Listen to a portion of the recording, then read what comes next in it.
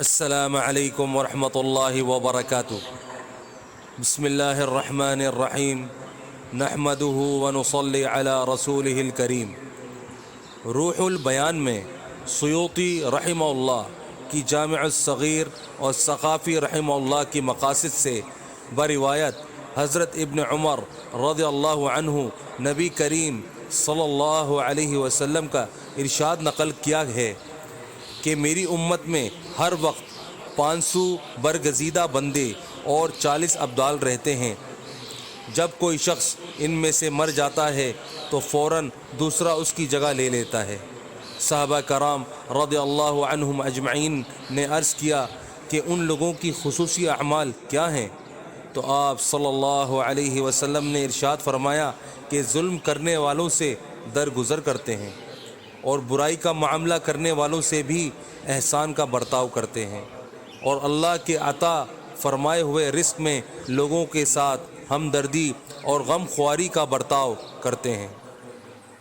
ایک دوسری حدیث سے نقل کیا ہے کہ جو شخص بھوکے کو روٹی کھلائے یا ننگے کو کپڑا پہنائے یا مسافر کو رات گزارنے کی جگہ دے، حق تعالی شانہ قیامت کی ہولناکیوں سے اس کو پناہ دیتے ہیں۔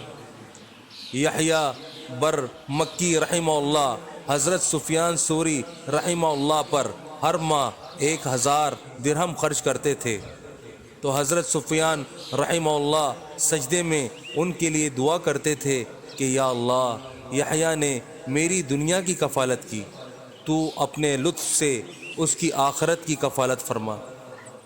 جب یحییٰ رحمہ اللہ کا انتقال ہوا تو لوگوں نے خواب میں ان سے پوچھا کہ کیا گزری؟ انہوں نے کہا کہ سفیان رحمہ اللہ کی دعا کی بدولت مغفرت ہوئی۔ اس کے بعد حضور صلی اللہ علیہ وسلم نے روزہ افطار کرانے کی فضیلت ارشاد فرمائی۔ ایک اور روایت میں آیا ہے کہ جو شخص حلال کمائی سے رمضان میں روزہ افطار کرائے، اس پر رمضان کی راتوں میں فرشتے رحمت بھیجتے ہیں اور شب قدر میں جبرائیل علیہ السلام اس سے مصافحہ کرتے ہیں۔ سبحان اللہ۔ اور جس سے حضرت جبرائیل علیہ السلام مصافحہ کرتے ہیں، اس کی علامت کیا ہے؟ اس کی علامت یہ ہے کہ اس کے دل میں رقت پیدا ہو جاتی ہے، یعنی کہ اس کا دل نرم ہو جاتا ہے اور آنکھوں سے آنسو بہتے ہیں، یہ اس کی علامت ہے۔ کچھ لوگ رونا چاہ رہے ہوتے ہیں دعا کرتے ہوئے تو آنکھوں میں آنسو نہیں آ رہے ہوتے، تو وہ اس وجہ سے ہوتا ہے کہ دل میں رقت پیدا نہیں ہوئی ہوتی۔ حماد بن سلمہ رحمہ اللہ ایک مشہور محدث ہیں، روزانہ 50 آدمیوں کے روزہ افطار کرانے کا اہتمام کرتے تھے۔ افطار کی فضیلت ارشاد فرمانے کے بعد کہ اس مہینے کا اول حصہ رحمت ہے، یعنی حق تعالی شانہ کا انعام متوجہ ہوتا ہے، اور یہ رحمت عامہ سب مسلمانوں کے لیے ہوتی ہے۔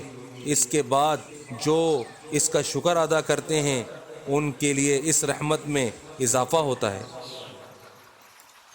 اس لیے کہ روزوں کا کچھ حصہ گزر چکا ہے، اس کا معاوضہ اور اکرام مغفرت کے ساتھ شروع ہو جاتا ہے، اور آخری حصہ تو بالکل آگ سے خلاصی کا ہی ہے۔